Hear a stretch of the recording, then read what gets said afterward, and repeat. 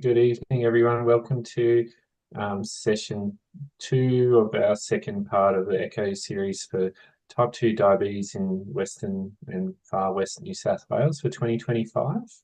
I'd like to begin by acknowledging the traditional custodians of country throughout Western and Far Western New South Wales and their connections to land, water and community. I pay respect to the elders past, present and future and extend that respect and a warm welcome to all First Nations people present today. I'm joining you from Wiradjuri country in Orange. Tonight I'm joined by our panellists. I'm Alex Holm, a GP, and in Molong, we've got Alison Amor, credentialed diabetes educator, Dr. Manoli Abasekara, endocrinologist at Orange Hospital. We've got Amanda Taylor, pharmacist and credentialed diabetes educator, and Dr. Alex Jones from the RFDS, who's a dentist.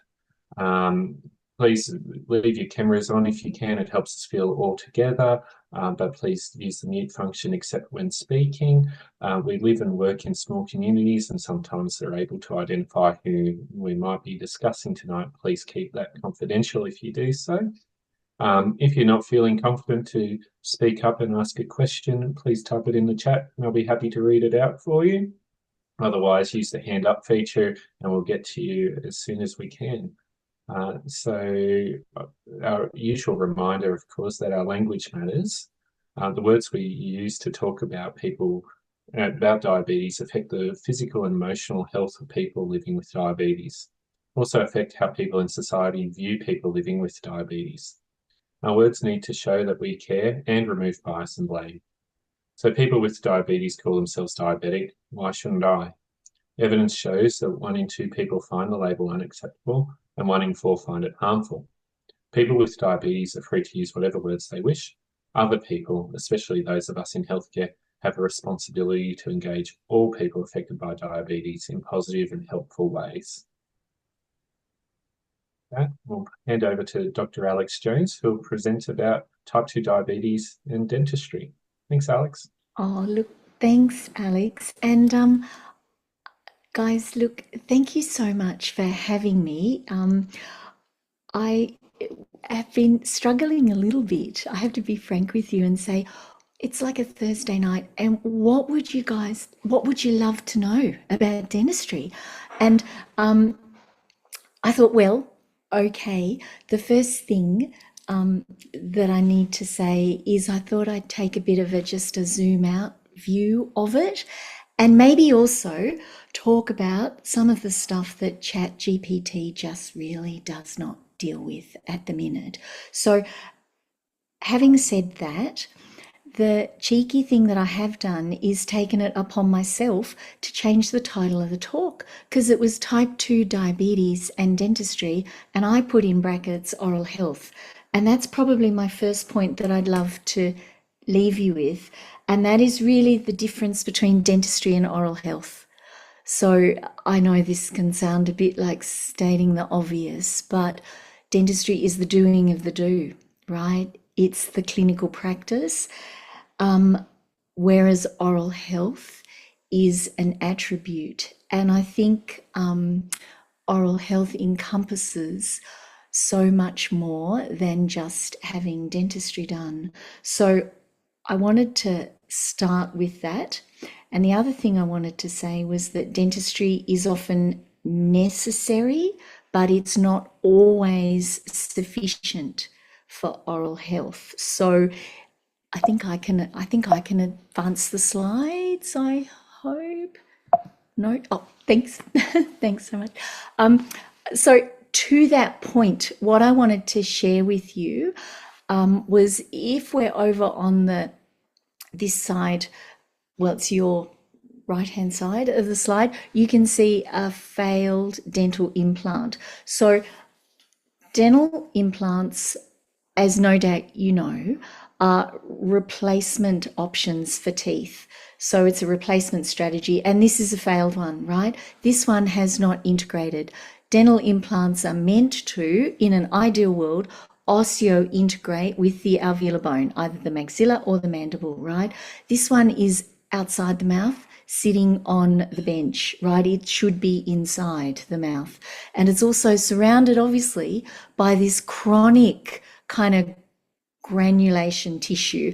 And it's the type of tissue that this tooth over here. But look, if you have a look at this OPG radiograph, right, what you'll be seeing is this is a patient with periodontitis. So what you're looking at and what this X-ray is showing is really advanced gum disease. That's a colloquial term for it, right? And it's an inflammatory condition that affects the surrounding tissues of the teeth, okay? The theory being that it's due to some chronic immune-mediated activation of a variety of inflammatory pathways, right, in response maybe to a dysbiotic microbiome and perhaps some kind of immune activation event. We can come back to that a bit later. But the clincher is it needs to be in a susceptible host, the host being, of course, the worst word. But the net result is that you get activation of bone resorption pathways, tooth loosening, and that leads to tooth loss if it's unmitigated. So patients with type 2 are 2 to 3 times more likely to suffer from periodontal disease and perhaps more likely to have an increased rate of tissue destruction. But the direct cause and effect is argued over, and we can come back to that a little bit later. But what we know from dental implants is that when dental implants are placed in mouths where the teeth have been lost through periodontal disease, those dental implants fail at a greater rate than when those implants are placed in mouths where teeth have been lost through different processes, such as trauma or caries, something like that. So if we just go to the lower picture, and apologies, I don't have a pointer, but the lower picture is, and I do mean this advisedly, a partial fail of dentistry. This is a traditional tooth replacement situation. So on this left-hand side, you're looking at a partial denture up at the roof of somebody's mouth. When the partial denture comes out, you can see something which is probably something that you're really familiar with. It's chronic atrophic candidiasis. Now that's again being caused by a dysbiosis. This time there's an acidifying kind of environment in the mouth, perhaps an altered immune surveillance state. And in this case, a nidus, if you like. The denture provides a bit of protection for the mucosa, which dampens down the flushing effect of the saliva. Long and the short of it is you get an overgrowth of candidal species, and this can be more common in patients with type 2 diabetes. So if we just go to the next slide, Ali, if that's okay. Yeah, so what does all of this mean? And I guess the main point of what I want to say really about this is firstly, that in that last slide you can see that dentistry can be done, but that doesn't necessarily mean that oral health is re-established. That's the first thing. And that secondly, that type 2 diabetes in many ways sits in the background. So this is from our perspective, right? This is from the dental perspective. I can't believe I've just said type 2 diabetes sits in the background. So forgive me for that. But sits in the background contributing to the condition of the patient and influencing the balance towards either oral health or disease, and at the same time contributing to the success or otherwise of the dentistry that might be done. So to this point, one way, and like it's an easy way to think about the mouth, is to think about it a bit like an ecosystem. And I love this photo. I know this can sound like a stretch, but in a given temperature range, right, you've got carbon, nitrogen, oxygen, and other nutrient cycles all working beautifully in this aqueous environment. There's acidity and alkalinity levels are balanced. This is allowing diversity of life, right, from the tiniest microorganisms through to there being in this aqueous environment enough calcium and carbonate in the water to allow marine animals to maintain their shells. So I know this sounds a bit crazy on a Thursday night, but mouths are kind of just like this, right? And here's what a mouth needs. A mouth needs adequate water. It needs a healthy balance of acidity and alkalinity. So it sits at between pH 6.8 and 7.2. It needs healthy oxygen levels, waste removal systems, and the basic building blocks to maintain hydroxyapatite surfaces of teeth. So calcium, phosphate, carbonate, ideally fluoride at 1 part per million, ideally. And then why I think it's really helpful to think about it as an ecosystem is that it needs care to support that balance, but then we also have to understand that it's really important that the system needs to not be stressed beyond its capacity to adapt. So, in thinking about oral health, I think it can be really helpful to think about the fact that the system exists kind of within an envelope of tolerances, of physiological tolerances, if that makes sense. So, the other thing about thinking about mouths is think of them as a bit like a sink without a plug. And that gets important as well. So just for our next slide, and I know this goes without saying, of course, there's a veritable city that sits on the soft tissues and on the non-renewing hard tissue elements, otherwise the teeth of the mouth. And I say that with a level of exhaustion because we spend our entire life trying to lock these guys out of where they don't need to be. That's kind of dentistry, really. So if we go to the next slide, thanks, Ali. And you can just click on it as you go is fine. I think it'll be a couple of clicks. Clearly, the relationship between us and the microbiome is tolerated and policed. And Alex, you mentioned before that we were going to talk about the part of the gut that's just in front. Oh, that's my timer to say that I'm over time. But if we think about, we're talking about the part of the gut that is in front of the tonsils. So it's this remarkably tolerant environment, right? It's before Waldeyer's ring, which means all sorts of shenanigans can go on. But I love the one-eyed minions because what I'd love to remind you of when it comes to oral health is the innate or the ancient immune system responds not just to pathogens, but also to tissue damage, which includes, for instance, fibrin deposition in the gingiva. And remembering the job of teeth is to sit within this gomphosis and be pounded on by the bite. Okay, so what I'd in coming back to this ecosystem, to this aqueous environment, to this sink without a plug, the point I'd really love to make is that there's lots of parts of this ecosystem that can be affected by type 2.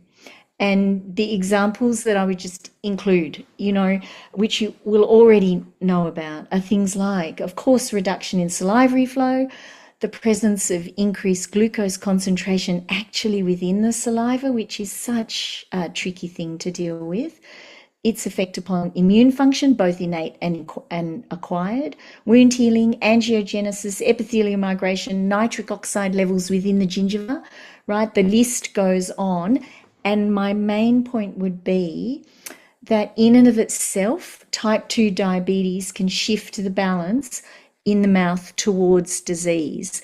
So, Ali, if you've got the next slide, sorry, that one, yeah, this one, and I also have to apologize. I'm just going to apologize that, dentists can see these pictures and then go and eat the snacks and dip at conferences, but maybe it's not the nicest thing sometimes for people who aren't so familiar with it. But what happens when you've got oral disease? Okay, and I wanted to say, if we just look on so it's my I'm always confused with looking at x-rays, but if we're just looking on my left, right, this is periodontitis, right? This is gum disease, and on the other side is caries. Both of them are biofilm related, but one causes destruction of the teeth themselves, and the other causes destruction of the supporting structures of the teeth.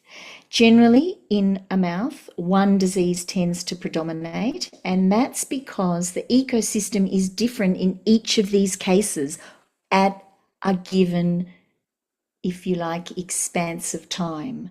So, periodontitis, characterized by that inflammatory process, that involves, among other things, precipitation of calcium and phosphate and carbonate species. So what you can see here is tartar sitting on the teeth. This occurs at a neutral to alkaline pH, as opposed to caries, which occurs at an acidic pH. And the process I guess, want to remind you of about caries is that, of course, it's caused by there's so much, and I'll get to that. But it's a process which takes place in an acidic environment. You've got dissolution of the hydroxyapatite caused from the metabolites of the microbiome, and then later you get this proteolytic destruction of the actual tooth structure. So what I'd love you to know about this photo is that in dental practice, if we could take the patient who has the carious process and we could get that mouth to precipitate, to have a supersaturated solution of calcium and phosphate in their saliva, we would actually be showing that we were able to turn the ecology of the mouth around to be a mineralizing environment rather than a demineralizing environment. And the point that I would like to make in both these cases is that the ecosystem is unbalanced, it's just in different directions. And type 2 diabetes can contribute to the potentiation of these diseases in each case, but they're likely context specific. So I'll mindful of our time, I will just, Ali, wrap up with the next couple of slides. The point of these slides is they're just busy, right? That's the point of them, meaning that there's heterogeneity and there is complexity around the pathogenesis of both of these diseases, independent of some of the heterogeneity that comes when we're thinking about diabetes as a condition. So lastly, I guess what I'd love to leave you with is, when you look at this situation, we have to marry not only the heterogeneity of what we see in the mouth, but this is your area, the heterogeneity of what we see in the phenotype, if you like, of the presentation of the dysregulation of the patient's blood sugar control. So I think probably, given that I wasn't quite prepared with my laser pointer, my apologies. I probably should wrap it up there, and I'll let you guys do the rest of your evening. You're not off the hook just yet. We've got time for one or two questions if anyone had a question for Dr. Jones. I do. That was very interesting, and I don't really get much opportunities to speak to dentists about diabetes. So I would love to know, are there any additional strategies that you would want us, as I guess the medical practitioners, to discuss with them in terms of routine daily oral care? Oh, I've lived for this question. Oh my goodness. The answer is yes. Yes, are there daily? Yes. I think first of all, I think that it is never too late to change around the biology of the mouth, right? That would be the first thing. And I think what sometimes happens is patients can come and they can be, they carry a load with a level of shame and all sorts of complexity around dental disease. And so I think the first thing would be that it is never too late to start to shift the ecology of the mouth, said in the loveliest way, of course. And then when we think about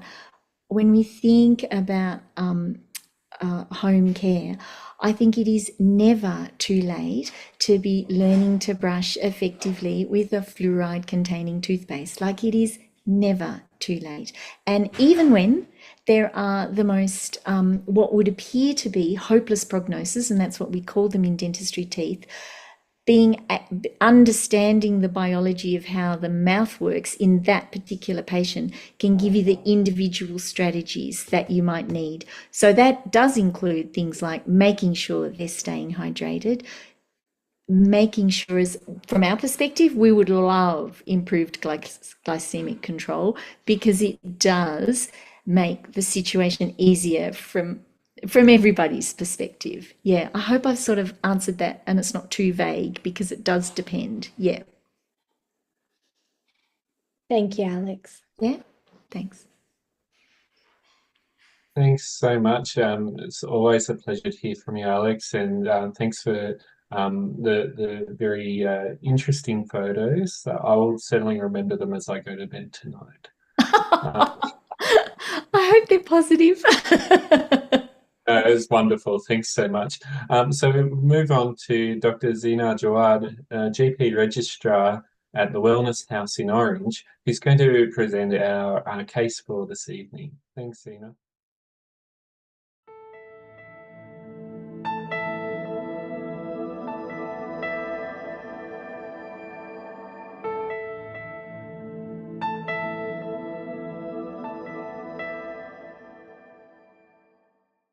So thanks again, Zina, for the lovely case presentation. And My of pleasure. course, Thank you for all the Alex, input in the case. Thank you. Alex as well for highlighting the other bits of the mouth and the tonsils. Always appreciated. And just an update that there is a new referral service available in Western New South Wales, in addition to the existing Metadiab and eCare case conferencing. There's now this Metadiab ACE, which is, my understanding is, it's more for like a one-off consultation. For example, Zina, this might have been quite helpful for you, where you don't want an endocrinologist to take on ongoing care of the patient, but you just want to know, am I heading in the right direction? Are there other things that I need?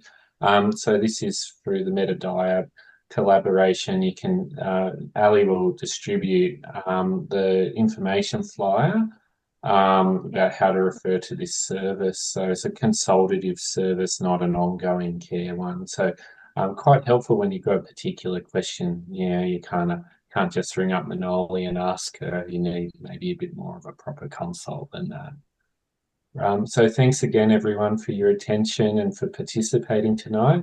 Next echo is on the 9th of October. Manoli will give us an update from the Australian Diabetes Congress, which is in the Gold Coast.